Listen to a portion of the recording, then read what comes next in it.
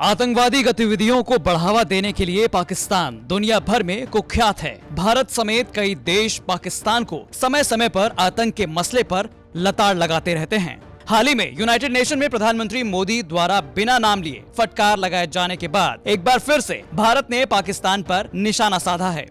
United nation में भारत ने पाकिस्तान को आतंकवाद का केंद्र बताते हुए कहा कि यूं तो यूएन में पाकिस्तान शांति और सुरक्षा की बात करता है, लेकिन उनके प्रधानमंत्री इमरान खान वैश्विक आतंकवादी ओसामा बिन लादेन को शहीदों के रूप में महिमा मंडित करते हैं। बता दें कि पिछले साल अलकायदा के कुख्यात आतंकी ओसामा को इमरान खान ने शहीद बता दिया था, जिसके बाद पूरी दुनिया में उनकी थू-थू हुई थी।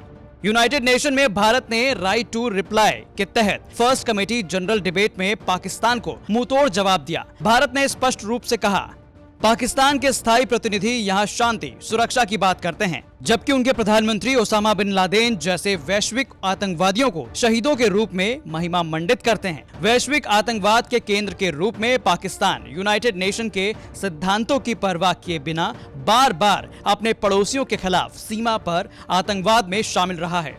मंचों पर झूठ फैलाने की पाकिस्तान की बेताब कोशिशें सामूहिक अवमानना की पात्र हैं। हाल ही में प्रधानमंत्री नरेंद्र मोदी अमेरिका के ऐतिहासिक दौरे पर गए थे, जहां पर उन्होंने यूनाइटेड नेशन जनरल असेंबली को संबोधित किया था। उन्होंने पाकिस्तान का बिना नाम लिए दो टूक कहा था कि जो भी देश आतंकवाद का इस्तेमाल कर रहे हैं, उन्हें भी समझना होगा कि ये उनके लिए भी उतना ही बड़ा खतरा है।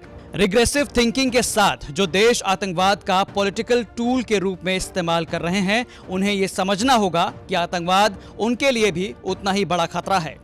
इसके अलावा भारत की प्रथम सचिव स्नेहा दुबे ने भी पाकिस्तान को जमकर लताड़ लगाई थी। उन्होंने कहा था कि आतंकियों का खुला समर्थन करने का पाकिस्तान का इतिहास रहा है। पिछले साल पाकिस्तानी प्रधानमंत्री इमरान खान जब नेशनल असेंबली को संबोधित कर रहे थे, इसी दौरान उन्होंने वैश्विक आतंकवादी ओसामा बिन लादेन को शहीद बता दिया था। खान ने कहा था, मैं ये कभी नहीं भूल सकता कि कैसे हम पाकिस्तानी शर्मिंदा हुए थे जब अमेरिकी एबटाबाद में आए और ओसामा बिन लादेन को शहीद कर दिया था। इस बयान के बाद पूरी दुनिया से इमरान के खिलाफ आवाज उठी थी।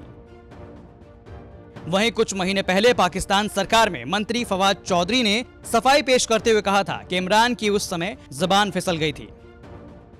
हालांकि वो भी ओसामा को आतंकवादी कहने की हिम्मत तक नहीं जुटा सके थे।